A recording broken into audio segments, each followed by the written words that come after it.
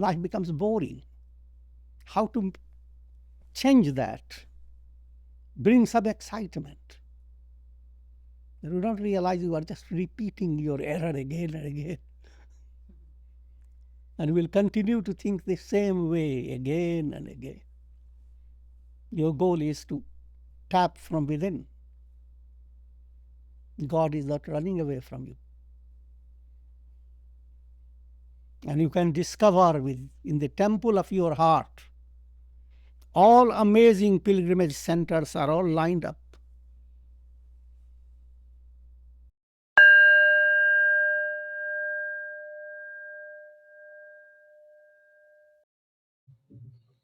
Om Yogena Chittasya Padena Vacham Malam Sharirasya Cha Vaidyakena Yopa Karot Tam Pravaram Muninam Patanjalim Pranjaliranato. I offer adorations to the best of sages, Sage Patanjali, who gave to the world the scripture of yoga for purifying the chitta, the mind stuff. He gave also the scripture of Vaidyaka, Ayurvedic medicine, for purifying the body.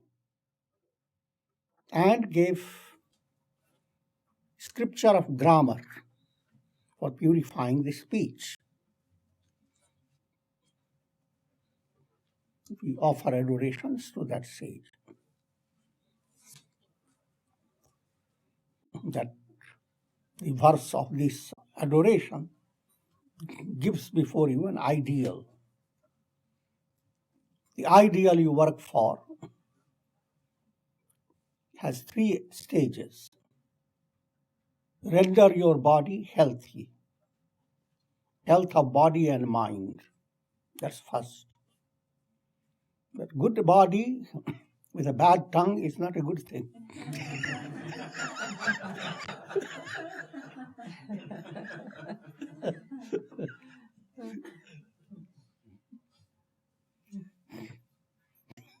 So render your speech well disciplined. So Sanskrit grammar is not just ordinary grammar. It leads your mind to understand the subtle root sounds and how same word like sat existence, satsanga becomes good association. Sat marga is path, good path. Satmati, sanmati. So one little Sanskrit term, a grammatical term, goes after so many words and how the meanings expand in different ways. I will not go into that because that's not my topic at this time. But on that basis, mantras have evolved. And the climax of this purifying process is to render your mind perfectly pure. And mind is always 4-aspected. Man, buddhi, chitta, ahamkara. Man referring to perceptions that you gather through your senses. Conscious mind, very busy constantly. But while mind is busy, intellect is also busy in evaluating which impressions you should let them pass deeper and which you should ignore. And ego assists your intellect. But if ego dominates your intellect, then you are not advanced enough. In a very healthy and ideal state, ego should not rule the mental process. Ego is a little monkey, you see. Therefore, an ego by ego implies that aspect of your mind that asserts this is me, this is mine. And the impressions that you gather on the basis of mind, intellect, ego, they are stored in your unconscious. And that's generally known as chitta. But Raja Yoga highlights that aspect of the mind, chitta, that which stores. So if you focus on the chitta, others are implied in it. Your intellect has to work well. Mind and senses all must do their job in a right way.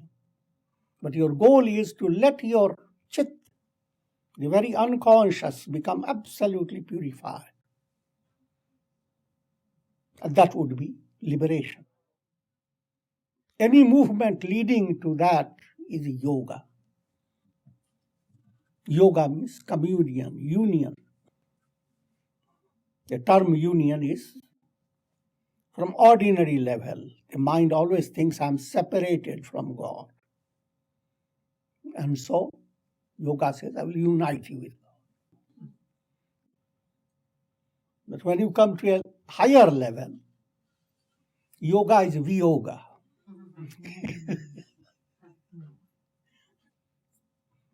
If you are dreaming, that's not yoga. Wake up. That's a better level. So, to a dreamer, dream subject, you say, I'm going to unite you with your real one, the wakeful one. But that uniting implies removing the illusion of the entire dream, separating you from all that you are involved with. It's called yoga. Separate. Gita has used that term, viyoga. Separating from all that is illusion, all that is maya. Now, let me come into the main subject. The topic has been of samadhi. Normal mind is satisfied without having the experience of samadhi. And for vast majority of people, samadhi has not been understood. They may have heard it also. And many have many misconceptions. Anyone who would pass into hibernating state is viewed by people as he's a yogi, he's in samadhi. That's why you use the term yogi bear.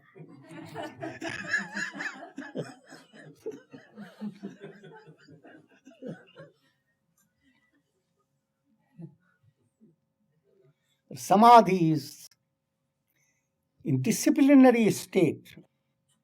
You confine yourself into a certain position, certain mantra, certain discipline of prayer, and discipline of concentration, and keeping the mind in that state of concentration until you go beyond your normal consciousness and glimpse levels of higher consciousness.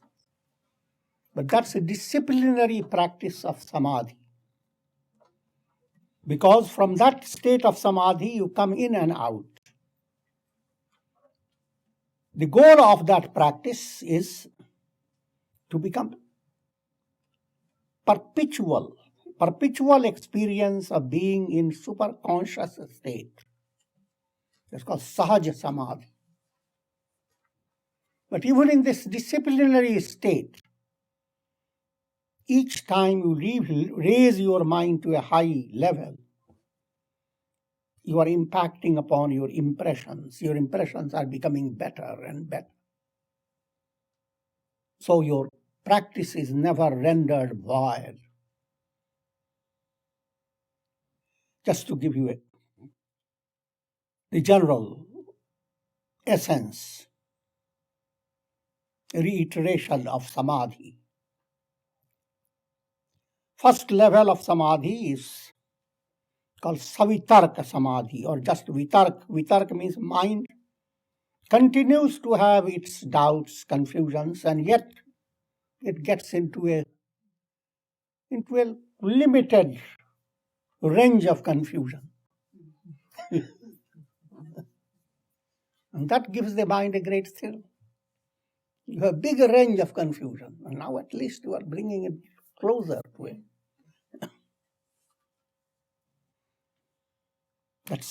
Everything is in degrees.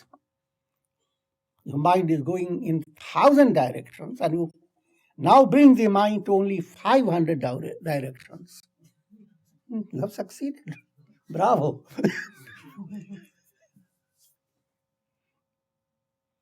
Savitarka is that level.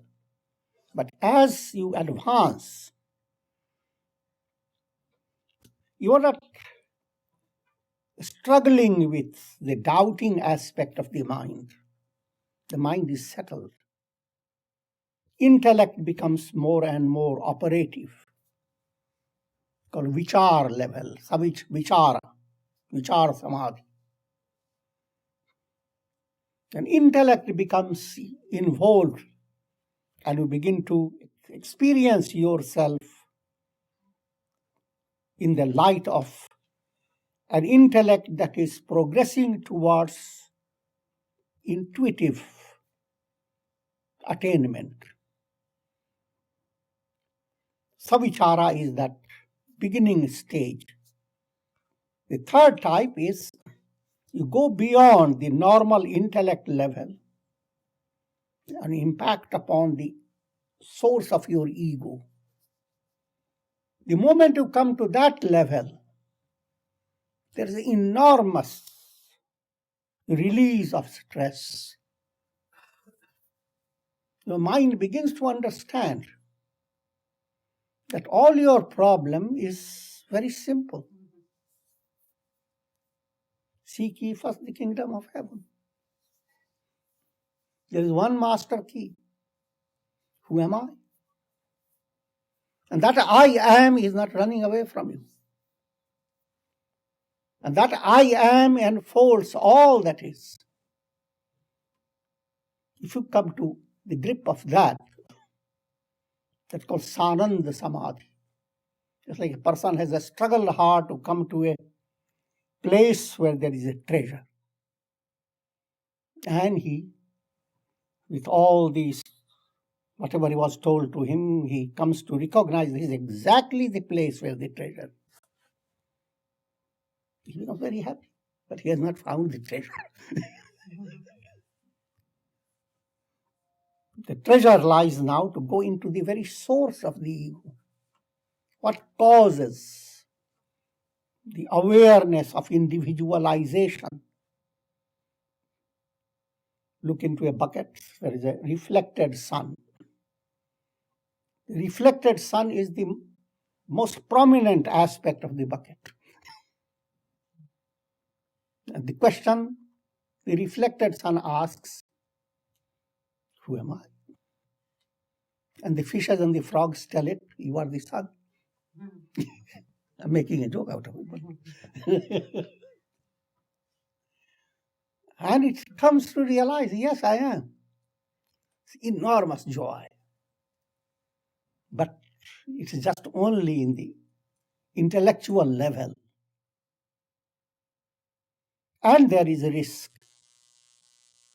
If you become contented without stepping beyond your egoism or ego, then you will begin to develop enormous superiority complex. And you are in a position to tap from your mind cosmic energy without stepping beyond the ego. That's what puts people into a very risky situation. People who build up terrible ego. I am the greatest because I'm Brahman.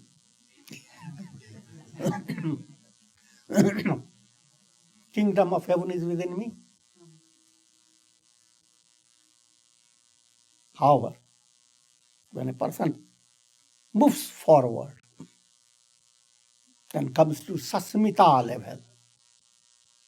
Sasmita is now, you have actually gone to the very root.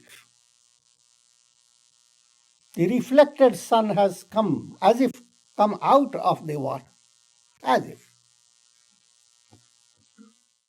and caught hold of that rope, which is light. Think of the reflected sun here and the sun here. I bring a line of light. That's the big rope. Now the reflected sun starts moving up, following the subtle mystical process of discovering I am the sun. It has enormous implications. It begins to discover that what I am, the same I am, is reflecting everywhere. Its attitude to all other souls changes. Enormous love, cosmic love. At this stage, Viveka-khyati develops.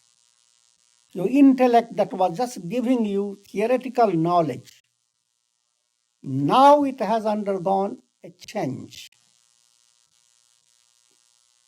from caterpillar to butterfly, a transformation. And that intellect is now showing you there's a big difference between you and all the investments, all the sheaths that surround you or enfold you. You and your body, your mind, your intellect, senses. Big difference. Using the illustration of the bucket, the reflected sun begins to realize, I am not the bucket, I am not the water. I am not related to these fishes and frogs.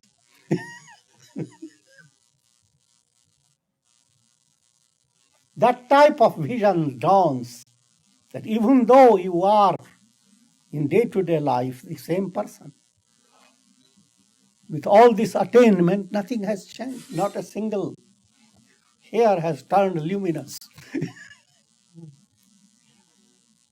Nevertheless, it's an internal enrichment. That's the characteristic of your spiritual advancement.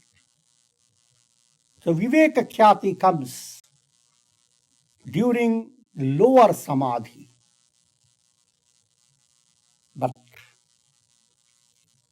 as Viveka-khyati or intuitive knowledge blossoms, you attain the highest samadhi called Asamprajnata samadhi. All the lower samadhis are called Samprajnata samadhi. Samprajnata implies that you are still related to the bucket and the water and so forth. There is a limitation in lower samadhi. Asamprajnata, you have developed a subtle insight that the body I am not, the mind I am not, the intellect I am not. And you are extremely joyous and comfortable and expansive.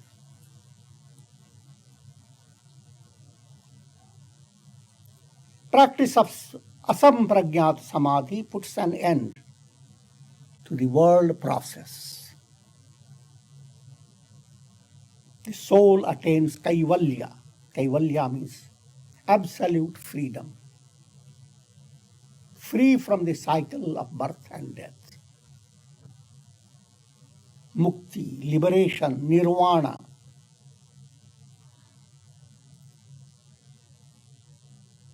Now, certain points to be understood. In 19th Sutra, Bhava Pratyaya Videha Prakriti Layanam. Those yogis who have reached and perfected this Ananda aspect and Sasmita aspect of samadhi. They have come to the height of lower samadhi. And they have developed Viveka-khyati, intuitive knowledge, but is in a very early stage.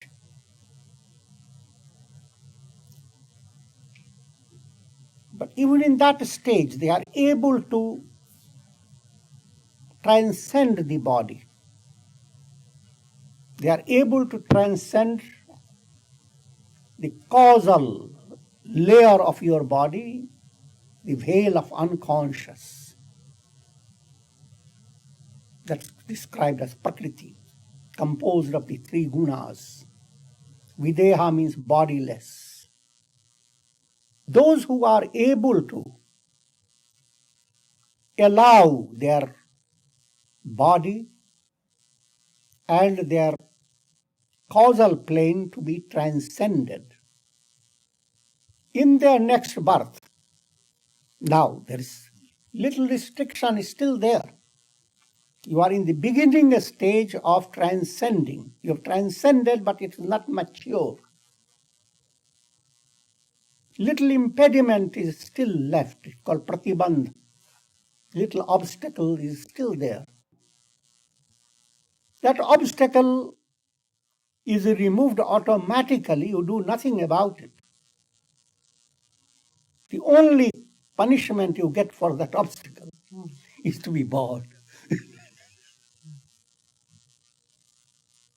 So a yogi who has come to this level of attainment, but due to very little impediment, they didn't completely become a swan and fly. The wings are ready, everything is ready, but life came to a close. In the next embodiment, the very process of coming into embodiment created some experience which was enough to remove the obstacle. Therefore, the scriptures give you very clear description. Baby in mother's womb shouts at the mother. Upanishad describes. Sage Trishanku, even while in the mother's womb, that I have broken all barriers like a swan or like a hawk. I flew into freedom, breaking down all barriers. I am at the source of all the gods. That enlightenment dawns even in the baby state. Because try to understand the babies, they are not completely blank. They come with knowledge, the impressions of the past. If the impressions are of worldly type, you can have a lot of impressions of having been an excellent musician or working on a particular branch of learning, mathematics or some type of science. And in the very early stage, you can be a genius. All that doesn't come simply because by accident, hereditary factors matched up to make the person genius. That doesn't happen just by accident. You don't live in a world of where all attainments are accidental. It doesn't speak good of God.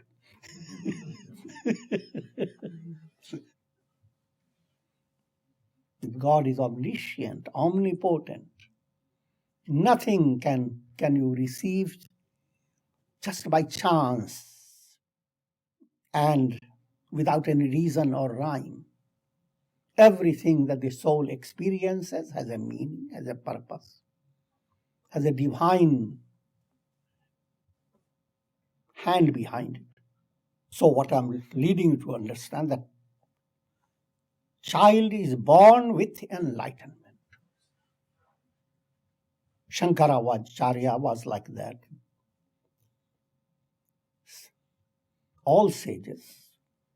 Jesus was like that, born with enlightenment. Buddha was similar.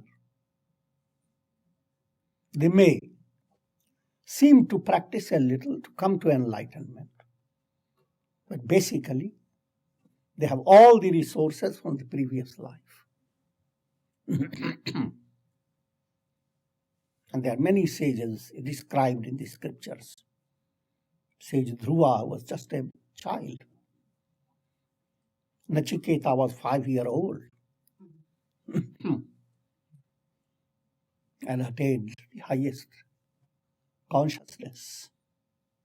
These sages, these great souls, Mahatmas, who are born enlightened, or they're born and attain enlightenment in a very simple way. Jada was another sage. They are described as bhava pratyaya. With the very birth they come with the experience of enlightenment. Just like birds come from the very birth, they have the experience of aerial flight. Human beings work very hard.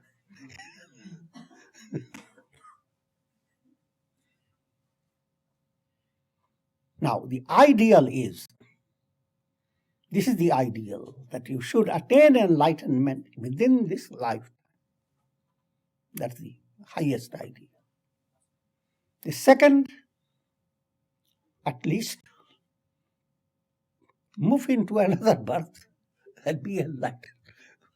Follow bhava pratyaya. The third type, follow krama mukti. Follow a plan of ascending steps, having the goal of attaining liberation within this lifetime.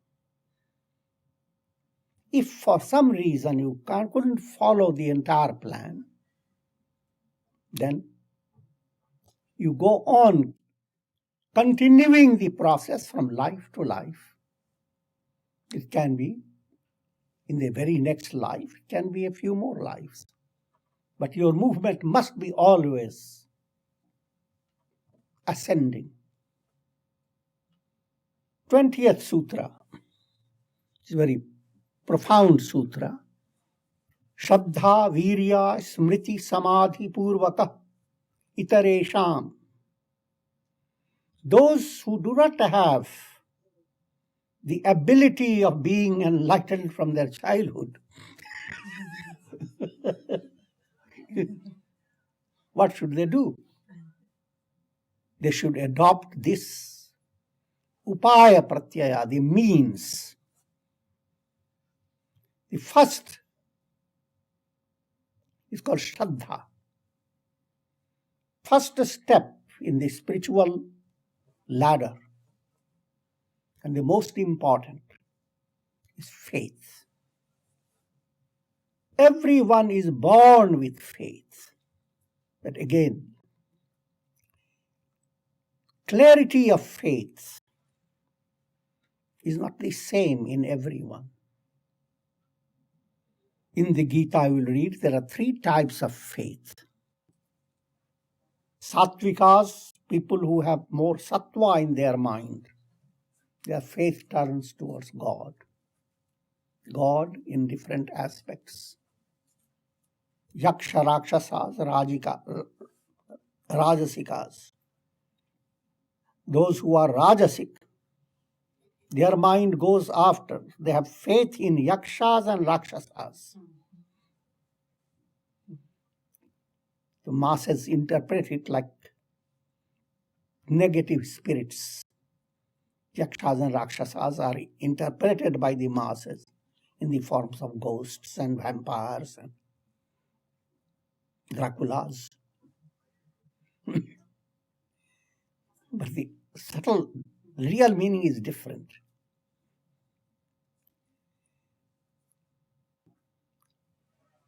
Human mind, in the state of limitation, is involved in two things: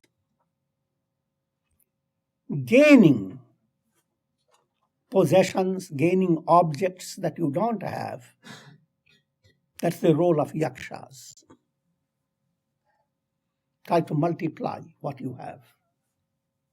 Next, having gained, you have another concern: how to protect it.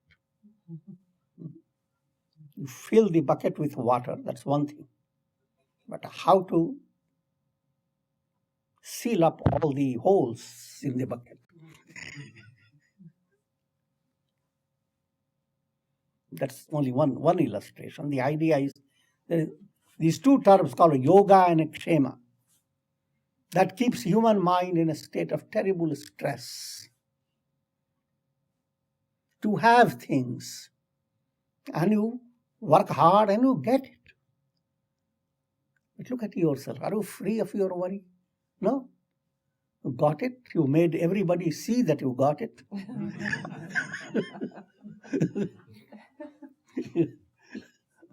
But now you are concerned that the thief should get it. So your mind has built up so many ideas of how to protect what you have got. Even in the middle of the night, you worried. Are the thieves entering into the place where I have kept my best of things?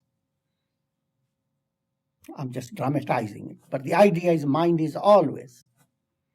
Simply because you get something doesn't mean your mind is cool or calm. That's called yakshas and rakshasas. General humanity have faiths of that type. That one day I'm going to get better.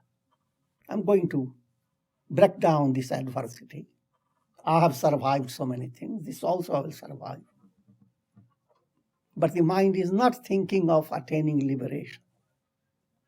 Mind is still bonded with material things. To the extent you have rajasic faith, there is its own good quality. You show to the world great strength, the art of succeeding. But the success that you are talking about is not the absolute success. And tamasikas, they have faith in bhuta-pret, bhutas and pretas. Bhuta relates, because masses interpret bhuta as ghosts, wandering spirits that suddenly possess you. But don't get into that. Bhuta means things of the past. Things that are past, gone, dead. And yet your mind is cluttered by them. You don't send them to these shredders. Enormous memories of things that have no meaning for you. But because you have no other choice, you didn't allow your mind to taste sweetness of meditation, sweetness of japa, sweetness of divine surrender. You didn't allow your mind to have a subtle glimpse of the transcendental dimension. Therefore, your mind is constantly occupied with bhutas, ghosts. Simple matter. All the elements are called bhutas: earth, water, air, fire. Human mind is so engrossed with the elements. You live in a place for a while and immediately you become bored. You hear, if I were to go someplace and will be cascading waters coming down from the sky, rainbow will be there, the birds will be flying over the rainbow. How wonderful. You are after bhutas and pretas. Because it's the same word, no matter where you go. Yet mind becomes entertained, fooled You rattle yourself through so many planes and cars and all that. And then they come back with the terrible ego. I have been to all these places, touched every sacred water.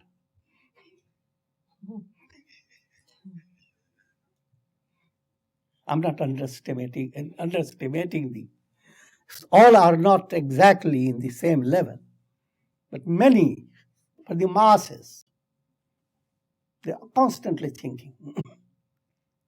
Life becomes boring. How to change that? Bring some excitement.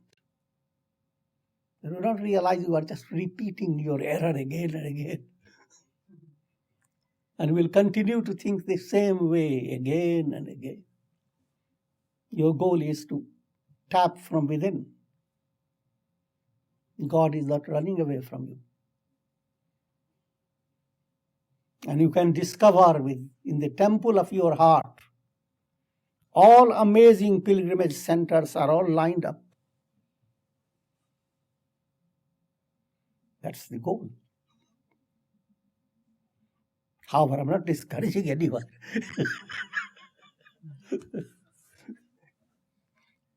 Everyone needs to follow their karmic process. So, sattvic faith must be developed, which means faith in scriptures, faith in sages. As it develops, your intellect gains a special capacity. Intellect assisted with sattvic faith has a special power. Therefore, your intellectual knowledge will not be superficial. It will have an impact on you, people around you. A man of faith means that the quality has started, a profound quality. Hanuman, spirit of Hanuman has started evolving within the soul. Next level is called Virya. Virya means strength. Strength, everybody knows. Physical strength is applauded by all people. There is sports. And you see people doing amazing things, bouncing and dancing.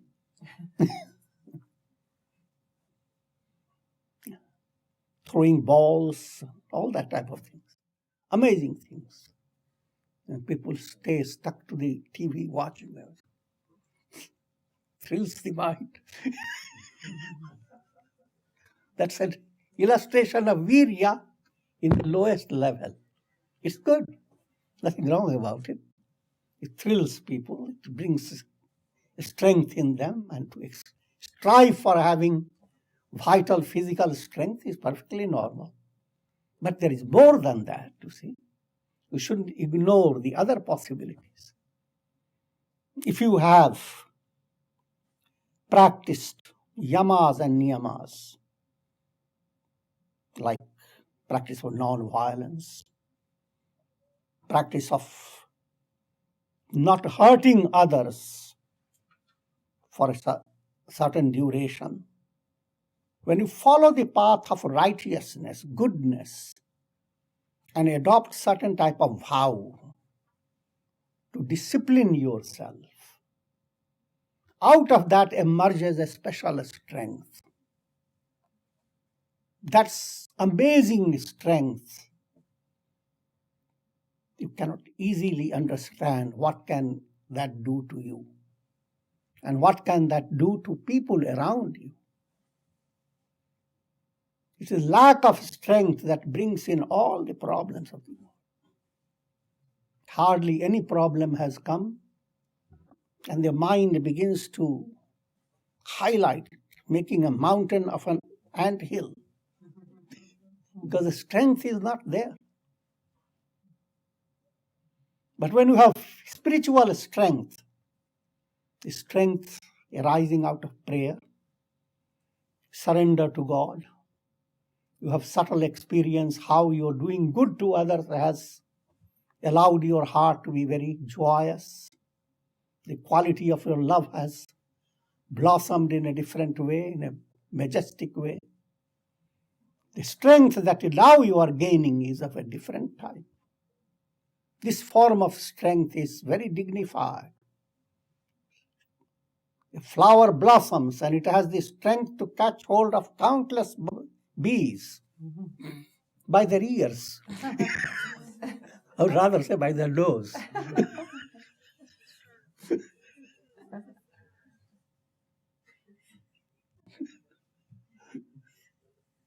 Similarly, you have that inner strength. Knowingly or unknowingly, you impact upon the people in a very positive way. You inspire courage, strength, fearlessness, goodness. If you don't have that strength, that you inspire in people greed, wretchedness, all political aspirations.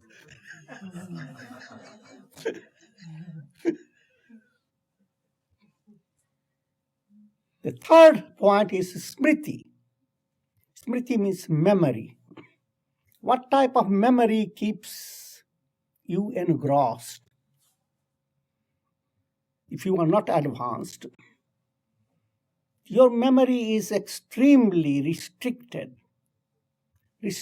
to your nervous system, restricted to the way the brain has been formed. So, people live on and they go on remembering little things they have done. So at the mass level, talk to anyone who is aging, or even if a person may not be aged, may be very young, 50, 55, and still dwelling on, look what I did when I was 10 years old.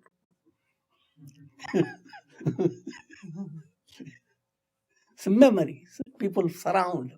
Tell me more.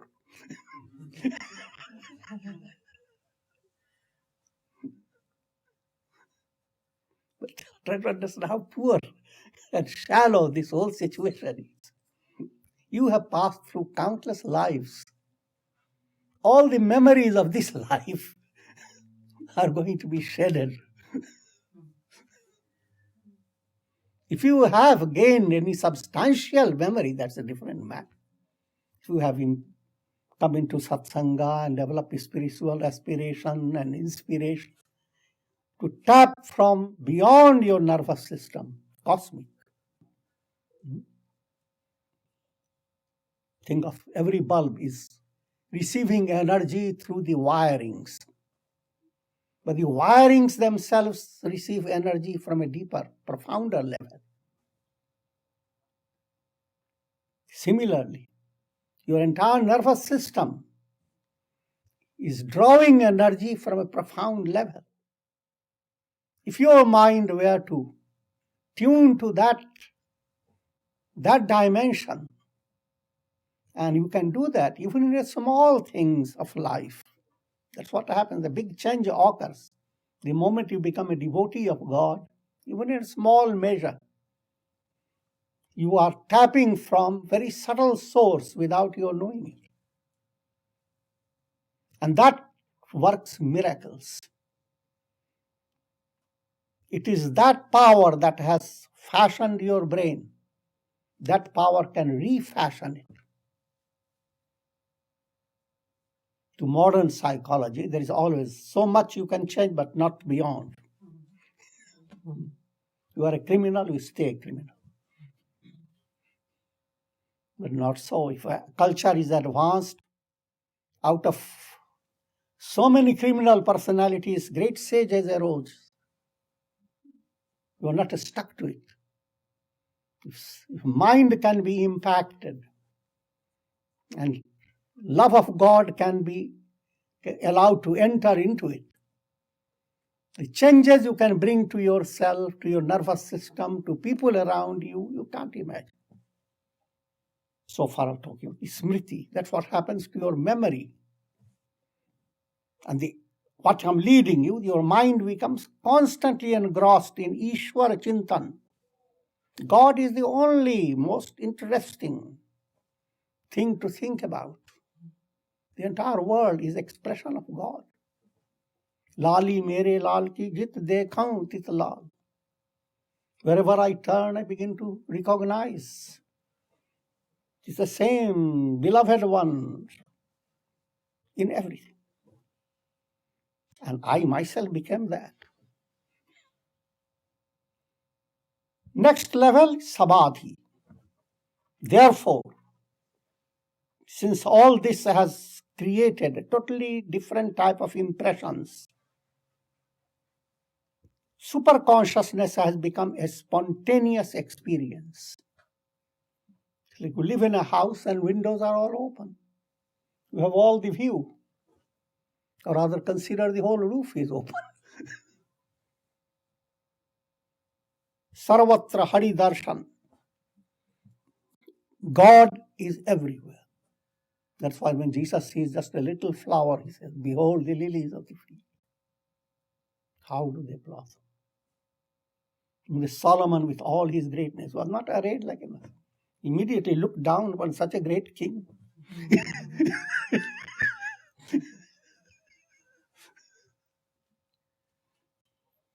The samadhi becomes your inner life, your natural life.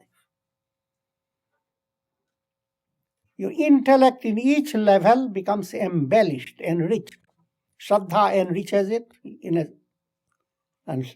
allows the intellect to come to a higher level of quality. Virya puts it to a still higher level. Ishwar Chintan, mind engrossed in thinking of God, puts your intellect to still in a higher level. You are raising the bar. Samadhi puts it still further. And in prajna level, your intellect is no longer, it's completely transformed. And your soul continues to have that experience at all times. Sthita-prajna. That's what Gita describes it when Arjuna asks about the goal of life and what the ideal is. And Krishna explained that Sthita-prajna.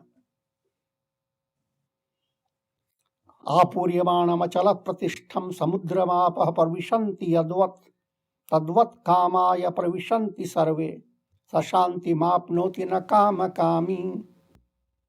Just as countless rivers enter the ocean, and ocean remains unperturbed, as nothing has happened. Countless things you experience through your senses, nothing has happened. Countless clouds come into the sky. Ask the sky, nothing has happened. Countless projections go after the screen. Nothing has happened. Apuryamana, constant inner fulfillment, purnam, absolute fullness.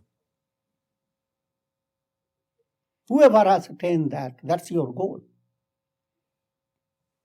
You become absolutely, you attain Brahma Nirvana.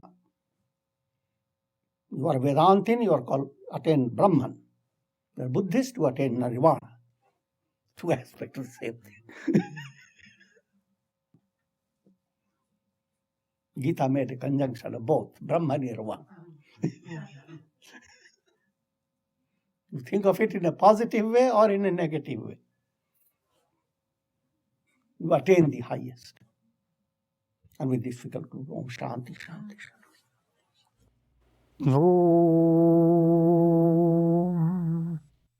Purnamadaha Purnamidam Purnat Purnamudachyate Purnasya Purnamadaya Purnamevavashishyate. Om Shanti, Shanti, Shanti.